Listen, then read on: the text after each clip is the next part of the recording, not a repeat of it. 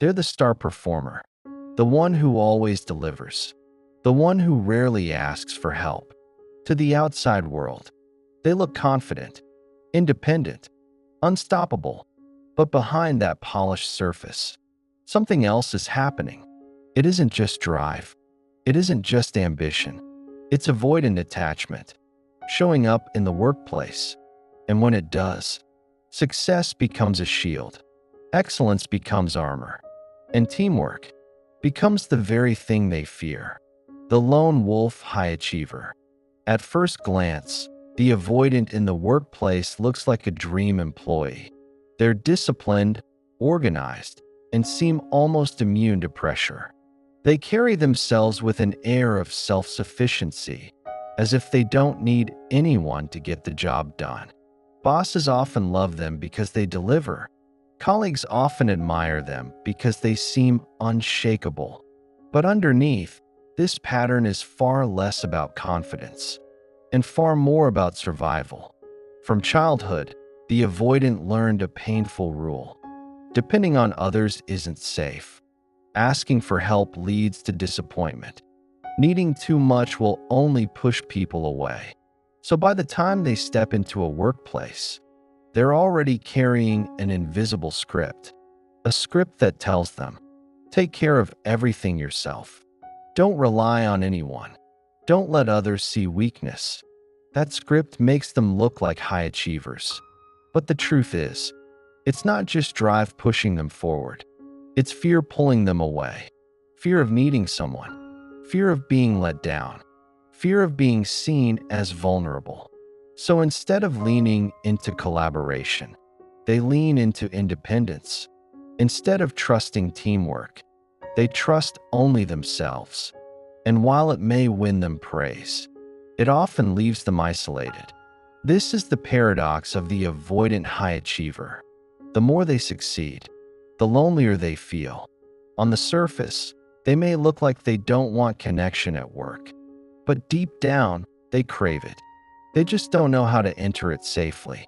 So they hide their longing for support behind polished competence. They hide their fear of being overlooked behind relentless productivity. They hide their desire to belong behind a wall of independence. But the wall comes with a cost. Because while they're protecting themselves from disappointment, they're also cutting themselves off from one of the most human needs, the need to work together. This is why avoidants shy away from teamwork. Not because they don't care, not because they can't handle it, but because teamwork demands trust. It demands dependence. It demands vulnerability. And for someone wired to survive by staying self-sufficient, that demand feels like danger. So they become the lone wolf. Respected, but unreachable. Admired, but misunderstood. Needed, but rarely truly known. And while their independence keeps them safe, it also keeps them apart. Because here's the hidden truth. Avoidants aren't avoiding people at work. They're avoiding the fear of needing them. Why teamwork feels like a trap. On the surface, teamwork looks harmless.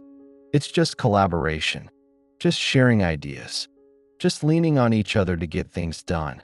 But for the avoidant, it's never just that. To them, teamwork feels like stepping into quicksand.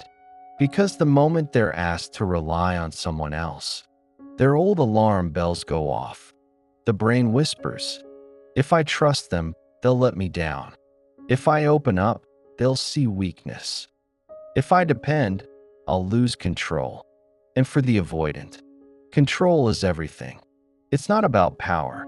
It's not about dominance. It's about safety. Because in their history, the moments they needed people most were often the moments they got hurt. That hurt taught them a dangerous lesson. Depending on others makes you vulnerable.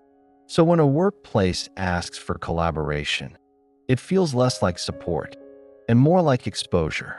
Imagine sitting in a meeting where ideas are being tossed around.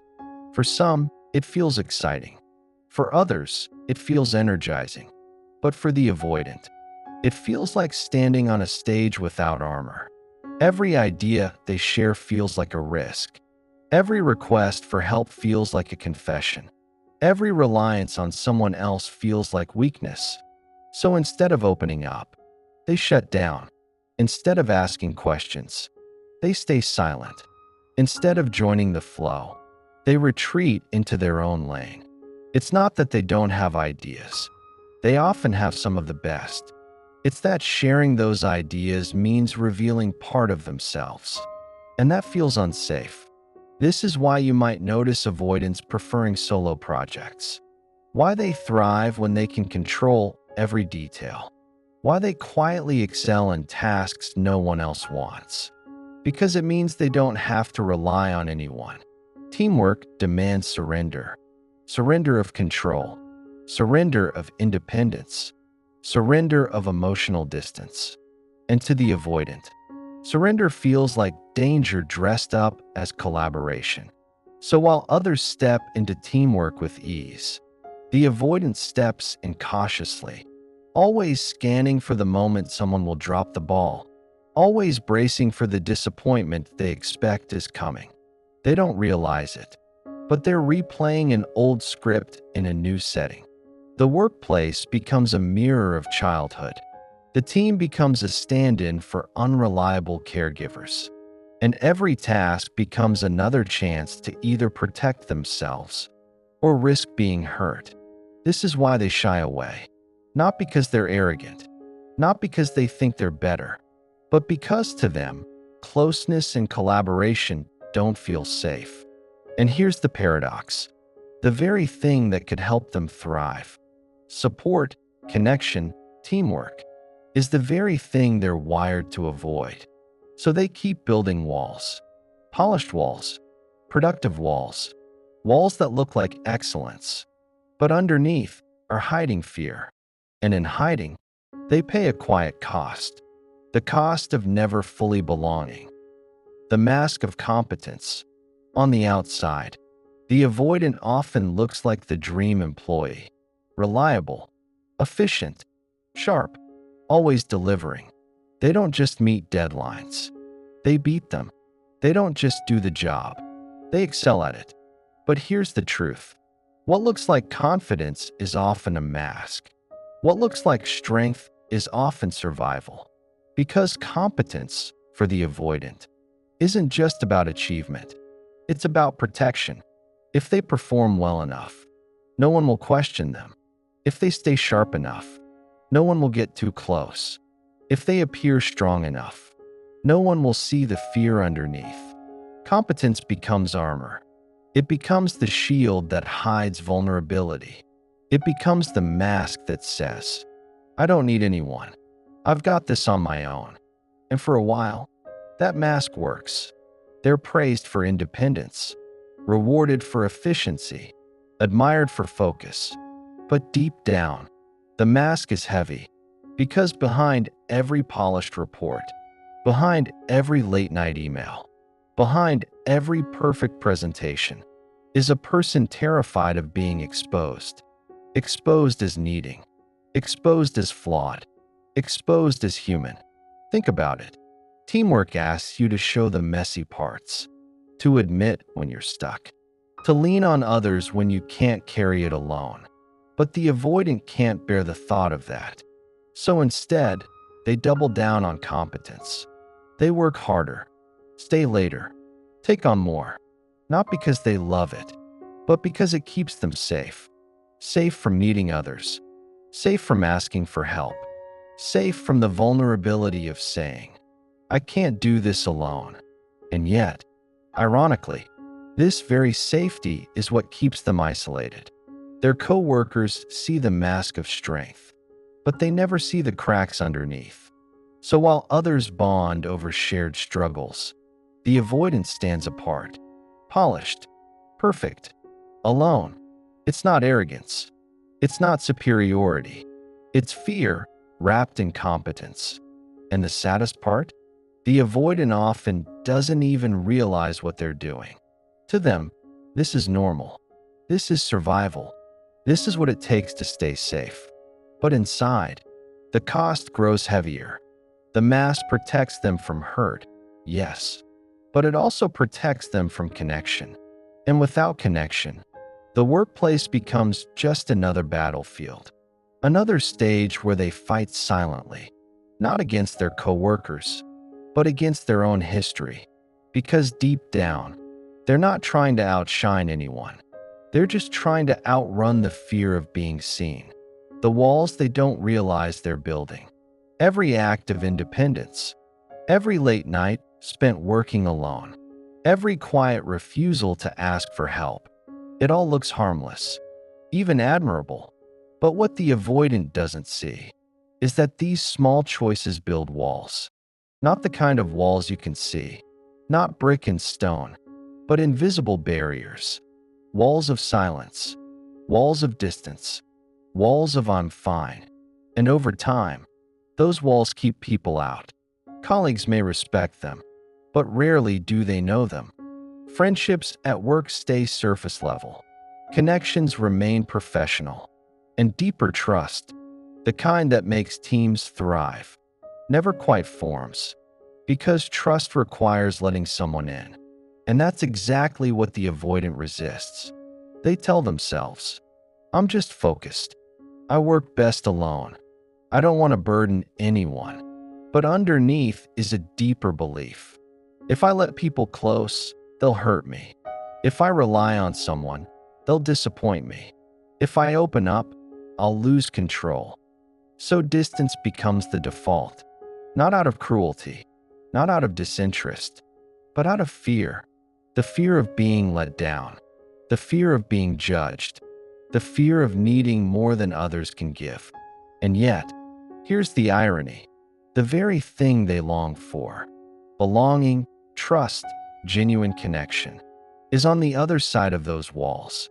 The team lunches they skip, the coffee breaks they avoid, the casual chats they brush off. Those moments are the threads of workplace belonging.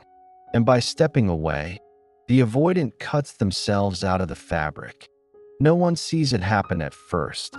They're still respected, still valued, still admired.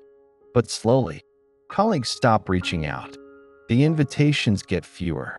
The check-ins fade, not because others don't care, but because the avoidant's silence whispers, I don't need you. And after a while, people believe it. So the avoidant ends up isolated, not because no one wants them, but because no one feels allowed in. This is the hidden cost of their walls. They protect against rejection, but they also block acceptance. They shield from hurt, but they also shield from warmth. It's a paradox. The avoidant builds walls to stay safe, but in the process, they create the very loneliness they fear most. And here's the tragedy. They often don't even know it's happening. To them, the walls feel like boundaries, like strength, like self-reliance. But to those on the outside, it feels like distance, like rejection, like indifference. So while the avoidant tells themselves they're fine, others quietly grieve the connection that could have been. Because behind those walls is someone worth knowing, someone with depth, someone with insight, someone with more to give than they realize. But as long as the walls stand tall, few ever get the chance to see it. The cost of isolation and the hope of change. The walls hold, the silence stretches, and on the surface, the avoidant looks strong, productive, independent, untouchable. But when the workday ends, and the office lights go dark, something else lingers. The quiet doesn't feel like peace.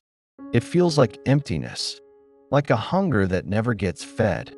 Because humans aren't built for walls. We're built for connection. And no amount of achievement can replace that. This is where the avoidant feels the ache most. Not during deadlines, not in meetings, but in the moments in between. When laughter drifts across the hall, when colleagues share stories, when teams celebrate wins together, and they stand on the outside, watching, wanting, pretending not to care. But deep down, they do care. They always have. The truth is, their withdrawal isn't a rejection of others.